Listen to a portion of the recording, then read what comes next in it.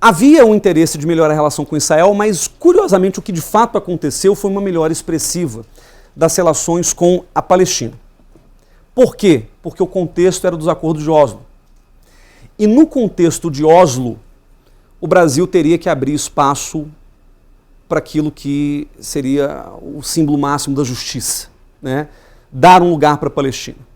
Em 93, o Itamar Franco autoriza a abertura de uma delegação especial da Palestina em Brasília. Em 98, o Fernando Henrique eleva essa delegação a status de embaixada, quer dizer, na prática o Brasil não reconhecia, aliás, na teoria o Brasil não reconhecia a Palestina como Estado, mas na prática a Palestina já é, desde 98, considerado um Estado para todos os fins diplomáticos brasileiros. E o governo Fernando Henrique, principalmente o final, coincide com a segunda intifada em Israel. O que também é um ponto de atrito, é um ponto de dificuldade.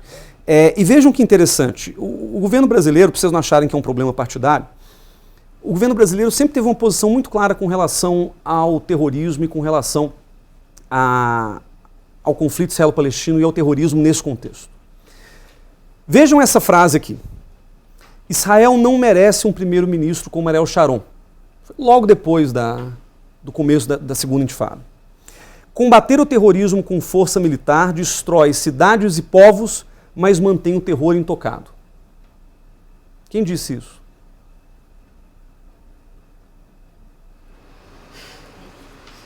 Fernando Henrique? Foi o governo Fernando Henrique.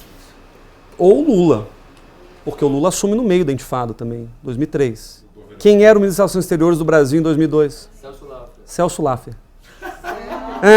Pois é. Para vocês entenderem que a posição brasileira não tem nada a ver com o antissemitismo, porque foi um judeu que falou isso. Foi um dos expoentes da comunidade judaica aqui em São Paulo, chanceler do Brasil, que se posicionou como o Brasil sempre se posiciona. Foi o Celso Laffer que falou isso. Poderia ter sido Lula, poderia ter sido o Celso Amorim, que foi chanceler do Lula.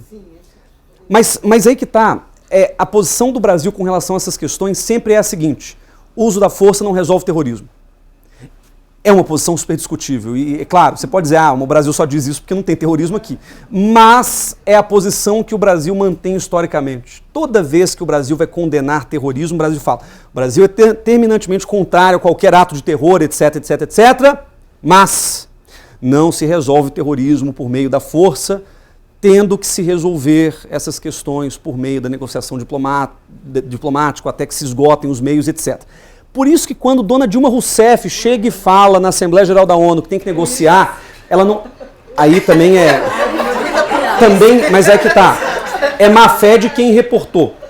Se você pega o que ela falou, ela não falou em nenhum momento negociar com o Estado Islâmico. A pergunta foi, Dilma, a senhora é favorável aos bombardeios unilaterais dos Estados Unidos contra o Estado Islâmico na Síria? E ela fala, o uso da força não resolve o problema do terrorismo, é necessário negociar. Quando ela fala negociar, ela estava falando da ONU. Aí que tá. Só que, claro, a imprensa Não, você vai pegar para o que te agrada. Claro, claro. Não, inclusive porque a Dilma deu essa declaração infeliz. Ainda que não equivocada, ela deu essa declaração faltando uma semana para as eleições, primeiro turno. O que o Aécio fez? Pega a frase fora de contexto e repete, até todo mundo acreditar que era isso mesmo. Dilma fala para negociar com o Estado Islâmico. Mas a Dilma não falou isso. O que a Dilma falou é o que o Brasil sempre falou. O uso da força não resolve o problema do terrorismo. A gente pode discutir se essa premissa faz sentido ou não. Mas não é o PT. É o governo brasileiro desde sempre. Eu gosto dessa foto aqui. Essa foto talvez mostre, durante muito tempo ela foi guardada em segredo. Não se divulgou isso aqui. Mas eu gosto dessa foto exatamente porque ela revela um dado sobre a política externa brasileira que não é partidário. O Brasil tem essa posição. Isso aqui foi uma viagem que o Arafat fez a Brasília em 95. E o Fernando Henrique tinha acabado de assumir e tal. Está feliz na foto. O Fernando Henrique ele não tinha nada, vamos dizer, existencialmente contra o Arafat. Ele, inclusive, achava, alguns dizem que o Fernando Henrique, no fundo, ele mesmo não esqueceu o que ele escreveu, mas alguns diriam que o Fernando Henrique ele tem uma simpatia pela causa palestina também, da mesma forma como o Lula teve e tal. A diferença é que isso, no contexto do Fernando Henrique, não era relevante. Isso aqui aconteceu em 95 e muitos, inclusive da comunidade judaica, deram muita atenção. Porque naquele momento para o Brasil fazer isso ou não era uma grande coisa. Agora, quando o Lula assume, o que muda no caso do Lula é claro. A gente pode dizer, existe uma questão ideológica. Muitos se incomodaram com o Lula por quem o Lula era e por que ele representava. Isso é uma coisa. Mas tem uma outra questão que é, o Lula de fato aumentou ao máximo a voz do Brasil em certas coisas. Se vocês me perguntarem como é que você caracterizaria a política externa do Lula, em pouquíssimas palavras, foi a política externa de um país que deixou de ser adolescente e quis virar adulto. Saiu de uma condição de potência média para entrar numa condição de potência emergente. E aí sempre vale a filosofia do Homem-Aranha. Para quem já assistiu o primeiro filme do Homem-Aranha, uma analogia é péssima, né? Talvez para adolescentes funcione melhor. Mas é quando o tio do Homem-Aranha, o tio Ben, chega para o Homem-Aranha, para o Peter Parker, ele fala o seguinte: Peter, com grandes poderes vem grandes responsabilidades. With great power comes great responsibility. E é isso. O Brasil tem um problema nesse sentido. Um problema, enfim. Porque, por um lado, o Brasil quis assumir muito poder desde que o Lula assumiu nesse caminho rumo à potência emergente. Só que o Brasil não quis assumir muitas responsabilidades. Então o Brasil, em algum sentido, manteve algumas posições antigas, tipo na questão israelo-palestina. O Brasil não quis mudar essas posições, porque achava que ele estava mais seguro sem mexer nelas. Mas, ao mesmo tempo, o governo Lula, e principalmente o Lula, quis se meter em questões do Oriente Médio de maneira sistemática. Por exemplo, duas coisas rápidas. Primeira, a primeira grande viagem que o Lula faz ao exterior. Claro, ele vai à Argentina, vai aos Estados Unidos, isso é normal, isso é protocolo. A Argentina tem que ser sempre seu primeiro porque é nosso vizinho mais importante. Mas a grande viagem que o Lula fez no ano de 2003, foi o ano que ele assumiu o governo, foi para 5 países do Oriente Médio. Egito, eu não vou lembrar todos, Egito, Líbano, Síria, Jordânia e Líbia. Para Israel, não. Mas por que o Lula fez essa viagem? Porque tinha acabado de acontecer a invasão do Iraque. E o Lula quis ir nos países árabes para demarcar a posição do governo brasileiro de oposição à invasão americana do Iraque. Então vocês podem imaginar a cena do Lula com Bashar al-Assad levantando as mãos um do outro e dizendo: nós somos contra a invasão americana do Iraque. Mas o que estava por trás era maior do que isso. Desde que o Lula assumiu, ele tinha um plano, que era o plano de criar uma associação dos países árabes da América Latina, que se materializou em 2005. Existe até hoje, formal, uma cúpula chamada ASPA, que é América do Sul Países Árabes. Essa cúpula ASPA, a primeira edição foi em Brasília, a segunda edição foi em Doha, no Catar, a terceira em Lima, no Peru, e a quarta em Riad, na Arábia Saudita. Eles sempre vão trocando de continente. Essa cúpula ASPA era uma das principais manifestações da ascensão do Brasil. O Brasil queria levar a América do Sul para mais perto do mundo árabe, sobretudo por questões econômicas. O que fazia parte daquele espírito que o governo Lula chamou de cooperação Sul-Sul. A ideia que é o terceiro mundismo do século XXI. É a mesma coisa. E aí, do ponto de vista econômico, aqui cortou. Mas as trocas do Brasil com o mundo árabe cresceram nada menos que 100% entre 2003 e 2010. Os anos Lula. 100%. Duplicou. O que mostra que o Lula tinha um plano realmente de se aproximar dos países árabes. Como o caso da Síria, aumentou em 500%. Líbia, 400%. Então, isso varia de país para país. O Brasil aumentou as suas exportações mais do que aumentou a importação. Porque do Oriente Médio, do mundo árabe em geral, o Brasil compra uma coisa praticamente, que é petróleo. Petróleo e derivados. Mas o Brasil começou a vender tudo. Máquina agrícola, frango halal, carne halal, construção civil de novo apareceu, arma. Sabem que as bombas que os sauditas jogam no Iêmen são brasileiras, né? Então, ainda tem muita coisa ligada ao comércio de arma, por exemplo, e tal. Quando o PT foi fundado, em 80, estava no auge da causa palestina. Em 82, teve a Guerra do Líbano, que foi feita para expulsar o Arafat do Líbano. Em 82, eu tenho esses documentos, a, sei lá, terceira convenção nacional do PT lançou uma resolução de defesa da OLP e da Palestina. O Lula nunca se encontrou pessoalmente com o Arafat nessa época, mas ele via no Arafat um grande defensor da autodeterminação palestina e do nacionalismo dos pobres e tal. Então, o PT ideologicamente construiu no Arafat uma espécie de símbolo, como o Che Guevara é para a esquerda. Uma espécie de mártir, uma coisa meio Nelson Mandela. Mas o Lula nunca teve nada pessoal com o Arafat. Tanto é que o Lula não conhece pessoalmente, eu acho que eles nunca se encontraram. Mas o Lula assume em 2003 e o Arafat morre em 2004. Então o Lula nunca teve a chance de ter conversas pessoais com o Arafat. Por isso que eu deixei aquela foto do Fernando Henrique, porque o Fernando Henrique teve mais relação com o Arafat como chefe de Estado do que o Lula. O Arafat morre logo depois. Então esse é um ponto para o qual chama atenção. O fato aqui é que a aproximação do Lula com o mundo árabe foi uma das marcas mais importantes daquele governo. Isto trouxe benefícios para o Brasil do ponto de vista econômico. Se a gente tivesse parado no tempo em 2010, eu dava aula já em 2010 e eu dizia, o maior acerto do Brasil foi fazer essas relações com o Sul. Não é necessariamente com o Gaddafi, eu não tenho nada a favor do Gaddafi. Mas, ou das roupas dele, tem a roxa também, tem a verde. O Gaddafi até era um cara bonito na juventude, mas 15 cirurgias plásticas. Mas olha só, eu dizia lá em 2010 que o Lula tinha acertado em fazer relações com o Sul porque isso tinha melhorado muito o comércio exterior do Brasil. Muito. E de fato melhorou. Qual é o problema que a gente hoje vê, porque hoje a gente tem acesso aos documentos e aos fatos? Quase tudo que o Brasil fez foi por meio de propina e contrato fraudado. Só que na época ninguém tinha essa noção. Então, tinha um contrato da Petrobras de 2 bilhões de dólares com a Líbia, todo mundo batia palma porque era dinheiro para o Brasil, emprego e tal. Só que depois que a gente descobre que desses 2 bilhões parte foi para o petrolão, aí é uma outra história que hoje realmente cria problemas para nós. Mas olha que bonito. Aí, ó, o nosso Bashar al-Assad.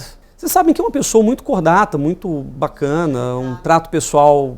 Basta que vocês acessem a conta do Instagram da mulher dele, Asma al-Assad, para vocês entenderem que ela está completamente desconectada da realidade. 58 pessoas morreram no ataque de armas químicas na Síria e no dia ela postou uma foto dela com os cabelos esvoaçando. É isso. Olha, essa imagem aqui é importante pelo seguinte. Isso aqui foi em 2009. A Síria era um dos melhores mercados para o Brasil. Porque a Síria tem uma classe média relativamente estável, hoje não tem mais, né? Mas tinha naquela época, comprava produtos brasileiros, e o Bashar al-Assad entendeu a importância do Brasil. Foram, aliás, os dois, Síria e Brasil, que bancaram a história dessa ASPA. E esta viagem, foi em Brasília essa foto, essa viagem foi a primeira viagem transatlântica do Bashar al-Assad. Ele assumiu em 2000, isso foi em 2009. Foi a primeira vez que ele cruzou o Atlântico para ir em qualquer lugar, Brasil. Isso porque Síria entendia o Brasil também como um parceiro importante. Claro, mal sabíamos todos que 1 ano e meio depois, o Bashar al-Assad se tornaria um dos ditadores mais sanguinários da história recente.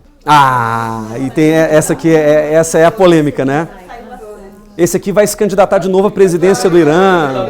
Eu postei sobre isso hoje, ele está de mão dada com ele. Está de mão dada com Lula. Ele registrou hoje a candidatura. Bom, vocês se lembram desse episódio da aproximação do Brasil com o Irã para assinar um acordo nuclear com o Irã? O Irã estava sob sanções internacionais desde 2005 e o Lula foi o artífice de um acordo nuclear junto com o Erdogan da Turquia para aliviar as sanções internacionais contra o Irã.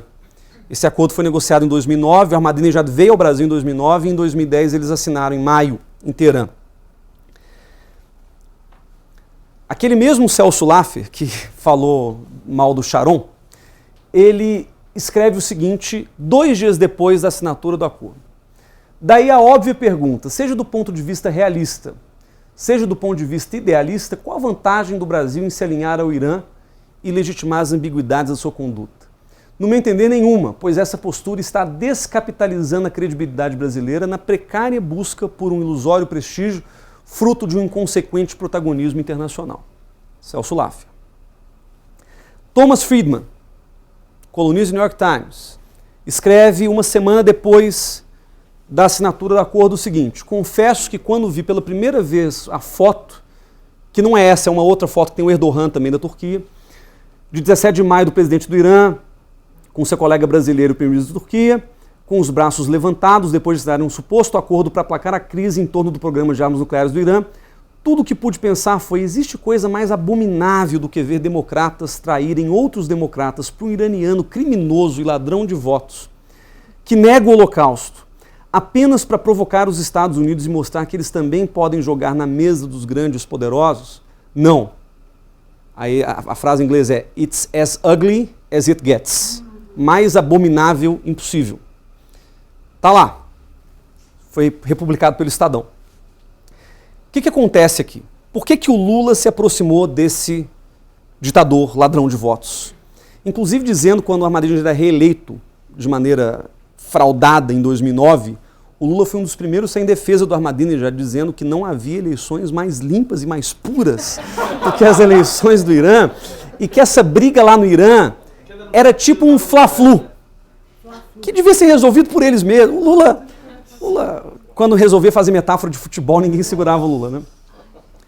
Pessoal, número 1, Lula querendo mostrar poder, querendo enfrentar os Estados Unidos. Isso era muito claro. Primeiro ano do governo Obama, não acreditem naquele tapinha nas costas. O que realmente definiu a relação do Obama com o Lula é um profundo desconforto americano. Porque o Obama até deu o sinal verde para o Lula assinar o acordo com o Irã, e a Hillary, que era secretária de Estado, boicotou. Então houve uma briga entre o Obama e a Hillary sobre o que o Brasil deveria fazer ou não. E o Brasil aqui estava se achando o máximo, porque o acordo com o Irã foi o símbolo máximo de um país que tinha saído da mesa de criança, ido para a mesa de adulto e ainda servido a comida de todo mundo. Quer dizer, a mentalidade do Brasil é essa. O símbolo disso aqui é muito grande na leitura do PT, do governo brasileiro naquela época. Mas tem uma segunda coisa, e essa é importante. Isso aqui não tem nada a ver com Israel. É claro que Israel ficou mordido. Netanyahu não gostou, o Avigdor Lieberman, que era o chanceler israelense, detestou, achou isso aqui o fim do mundo. Mas vejam que interessante. Por que o Irã estava sendo sancionado e por que esse acordo foi assinado? Vocês se lembram da história? O Irã estava sendo sancionado por uma suspeita de estar fabricando artefatos nucleares e enriquecendo urânio para essa finalidade. Nunca se provou nada. Só que é o seguinte, países como o Irã, que já tem uma credibilidade internacional manchada, a gente não confia. Eu, quando fui à Universidade de Tel Aviv em 2011, fiquei um tempo lá, ouvi de um dos professores lá que o Irã do século XXI poderia ser comparado em termos de intenção à Alemanha nazista. Eu pessoalmente não sei se é esse o caso, mas o fato é que ele colocou isso claramente. E para Israel, o André estava lá, né, nessa época, esse debate era muito intenso. Do que o Irã quer com essa bomba? E havia uma certeza dentro de Israel de que tinha uma bomba, ou tinha um interesse real de fazer a bomba. Só que isso nunca foi comprovado. Então, o mundo começou a sancionar o Irã por suspeitar e não por prova. Eu entendo que é uma precaução, eu entendo que isso tem que ser feito mesmo e tal, beleza. Só que isso para o Brasil colocou o país na seguinte posição. O Brasil é um país que enriquece urânio. O Brasil é um país que tem um projeto nuclear. Não para fazer uma bomba atômica, hoje o projeto é para fazer um submarino nuclear. A Marinha Brasileira tem ciúme da tecnologia que o Brasil conseguiu adquirir durante a época dos militares, que é 100% nacional. E logo que o Lula assumiu, houve uma missão de inspetores da Agência Internacional de Energia Atômica que veio ao Brasil, na usina de Resende, onde se enriquece urânio, e a Marinha Brasileira, o Lula nem estava sabendo o que era, a Marinha Brasileira chegou para o Lula e falou, a gente não vai mostrar tudo. Porque na cabeça dos militares brasileiros, profundamente anti-americanos, porque acham que os Estados Unidos são imperialistas que estão aqui para roubar o nosso nióbio, é sério, Para os militares, os inspetores da agência internacional nada mais são do que agentes do imperialismo, espiões do imperialismo e vão roubar a tecnologia de ponta nuclear brasileira. O que acontece? Havia, dentre os militares, dentro do Itamaraty, e claro, o Lula foi convencido disso, de que se hoje estão sancionando o Irã por uma suspeita de que o Irã está fazendo uma bomba nuclear, amanhã eu vou fazer a mesma coisa com o Brasil. A razão pela qual o Brasil assinou esse acordo com o Irã não tem nada a ver com o Irã, não tem nada a ver com Israel, tem a ver com o próprio Brasil. Tem a ver com o entendimento por parte do governo brasileiro e de operadores da política externa de que esse era o caminho natural para se defender no futuro. É discutível, mas foi a posição, vamos dizer, oficiosa que a gente ouviu nos corredores de Brasília naquela época.